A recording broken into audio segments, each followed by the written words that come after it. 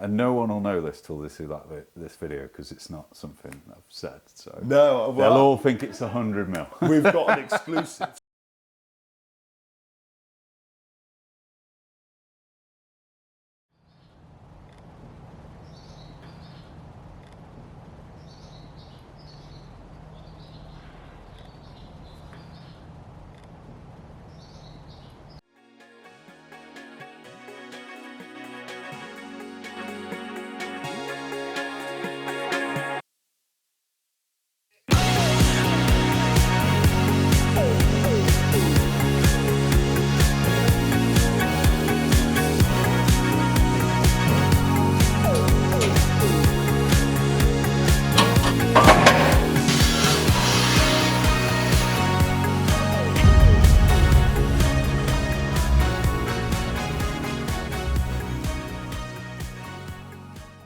Well, the first thing is thank you so much for inviting me to check out your entire production setup and this incredible and extremely hot Archer Vulcan.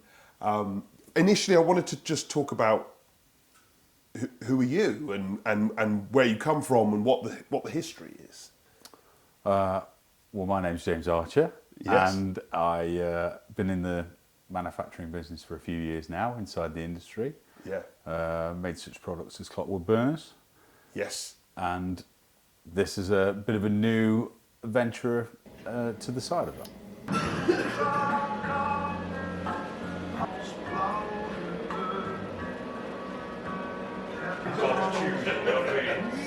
Can we cut the music? Is that? Yeah. Yes.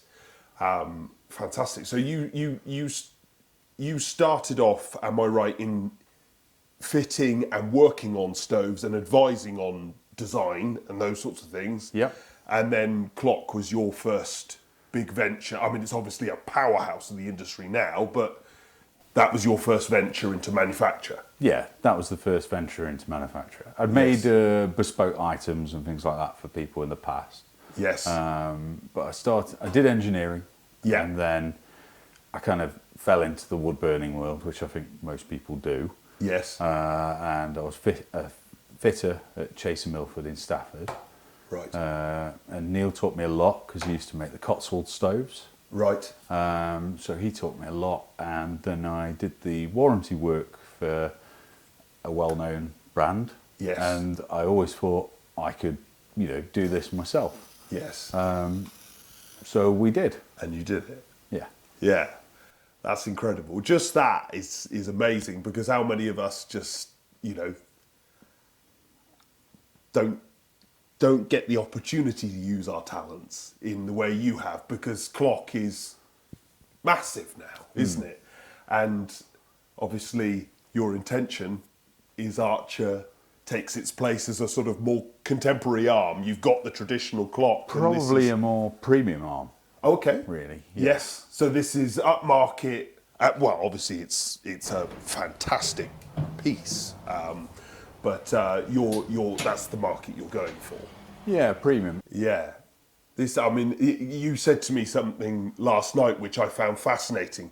Typically, when people are testing stoves, they will spend huge amounts of money and dozens of tests. And James, I'm right in thinking that basically you test these stoves initially by feel. Yes. This is so in you. You don't. You're not looking at a computer screen. You're doing this by what you see in the fire. Yeah, by what I see. And more than that, I'd hasten to add, you're not doing it just as a gimmick. When you send your stuff in for testing, they're passing based on what you've seen. Yeah. Just through what I'm looking at here, you can feel and see where your efficiency levels are. Well, you've seen, there is no lab. There's no testing equipment here. So you send them away for testing, Yeah. and they're telling you, bob on straight away. Yeah, I mean, I'd say there's probably got 11 models that I've done in total. By feel. By feel, yeah. And I've only ever had I've only ever had two where it's like taken me, you know, another a day. revision. Another day. Revision. Yeah, a revision. Right. Yeah. And typically, from what you know in the industry, is that normal? Is that it? It sounds exceptional. That's the reason I'm sort of bringing it up. Lucky.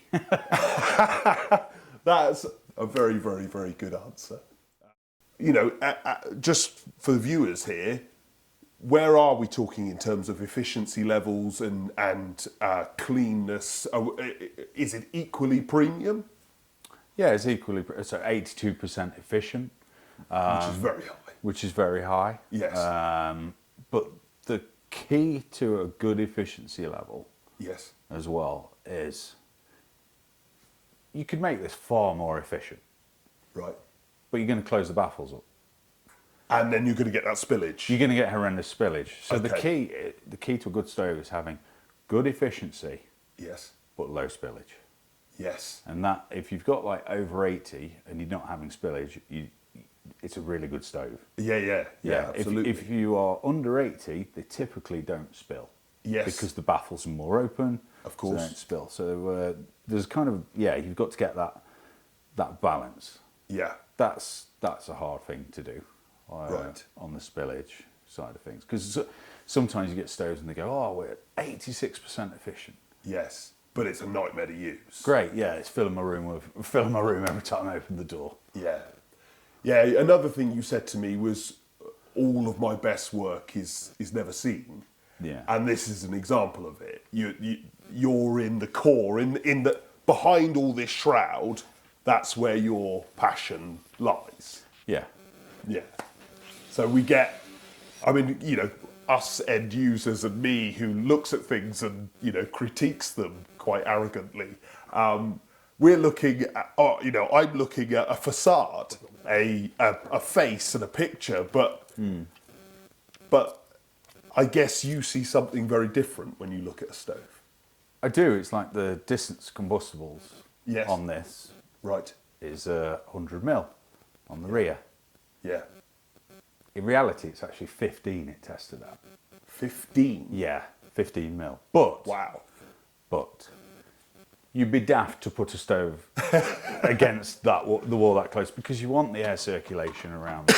You don't want them being that close. No. So maybe we went a bit over the top getting that lower distance combustibles. Yes. So we recommend 90, Yeah. but you know, if you had to go a bit lower, we would never say 15 because I just think you need the air around them. Yes. But you're gives approved. you, it is approved. Yes. But you do sometimes being close doesn't mean you actually get the most out of a product. Yes. You do want airflow around them, and all stoves, whether they be like this stove or you know, your typical Clock or something. typical clock, you need air around them. It's the heat in the room is about air that moves and flows. Yes. Am I right in thinking that you're making more than just one? You've got a larger size as well? We have got the larger size as well. Yeah. Because this is I suppose your bread and butter. This is the 5 kilowatt 5 Vulcan kilowatt, yeah. L. This is the Vulcan L. Yep. And then there's the Vulcan XL as well. XL. Okay. Will there ever be a Vulcan small or any S or you know? I don't know at the moment, to be fair. No. Yeah, I don't know. Yeah. Yeah, not sure on that one. But it you know, who knows where this? Watch this space. Well, I think with these, like we've probably got like say this is the bread and butter model. Of course. Yeah. But Archers, I really want to like push what we can do in the future Yes. and try different things. You know, yeah. I mean, typically everyone's seen this kind of shape before. So down the line, we want to try very different things. Yeah, because you've done something. There's also a gas version of this, which again we'll look at some point. But that you've done something quite interesting. I actually went to the initial release that focused mainly around the gas appliance, and the burner was amazing. The effect it has was spectacular. Am I right in thinking that's brand new? That's a new way of approaching things. There's variations. Yes. But yeah, it was a different kind of burner within it. Yes. So we're going for the pistol, more natural look effect. Yes. Are you looking into, because obviously you're wanting to push the boundaries? Are you going to go electric? What else? All. Yeah. Yeah. Everything. One day. Yeah. Everything. Yeah. So there will be, and so.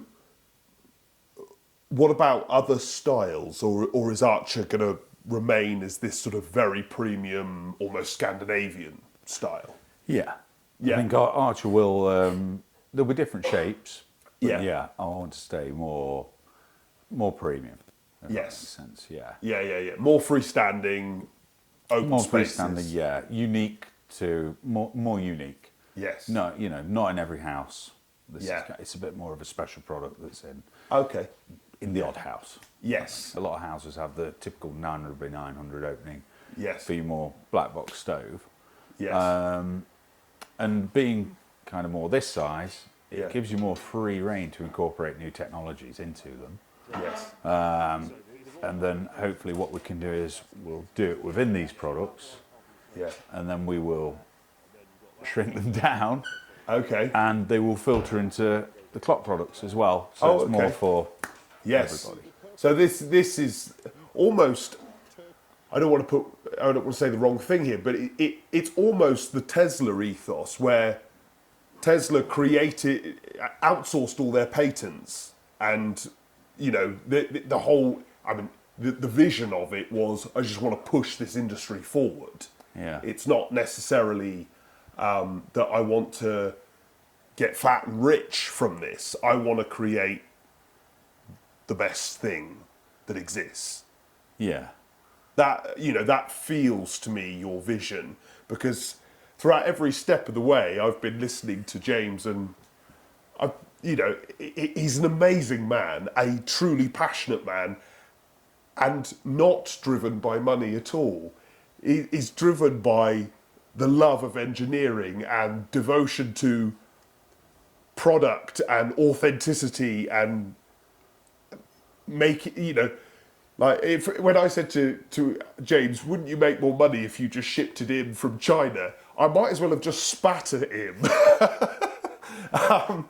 Because that's not the purpose. It's reaching for perfection. Yeah, and I think I think you're right. If you want to make money, a lot of money, Yes. quickly as well, yeah, that's probably the best way of doing it. Yeah, ship it in from China, box it up, and get rid of it. But if you cheaply. actually want to try and push forward and be Yes. maybe not a leader, maybe more of a, because if you're small, you can't really be a leader Yes. in it, but maybe you can influence the industry Yeah. and push things further forward. Yeah. If I was rich, I'd have new trainers. But also, like, you've got to do it yourself, and unfortunately, it costs a lot more money when you actually design something from scratch. And build it. Hand build it. And hand build it's in the UK as well, Yes. which is very important. Am I right in thinking that you yourself are still working on these and helping them put them together, and Yeah. you're the quality check? If it goes wrong, I blame someone else. But yes, Yeah. I mean, I'm bringing those things up because, that's amazing. When if you were around when Porsche began, you'd have got one that had been built by the original family. yeah, And right now, this is built by you. Now you've got a small team, and actually those things are growing, and other people are, most of it is now done by people who you work with, but you're still hands on. I'd say I'm still doing at least 15 to 20% of everyone Amazing. Yeah. currently. I mean, that just blows my mind, because I can talk the talk, but you know, I love looking at things and playing games and you know, eating out on somebody else's dollar, but it's just, you know, I'm in awe of it, because you can walk the walk as well. It's not just words. You know, you actually do. I could probably do with being a bit better with words, though. Thank you very much for tuning into this initial look at Archer stoves with the main man, James Archer. If you're interested in any of his stoves, drop us a comment, go and visit your local shop and ask to see the Archer Fires Vulcan. It is phenomenal. And obviously, if you're interested in gas, there are gas versions. Soon there will be electric versions. I have no doubt there will be other creative things on the horizon.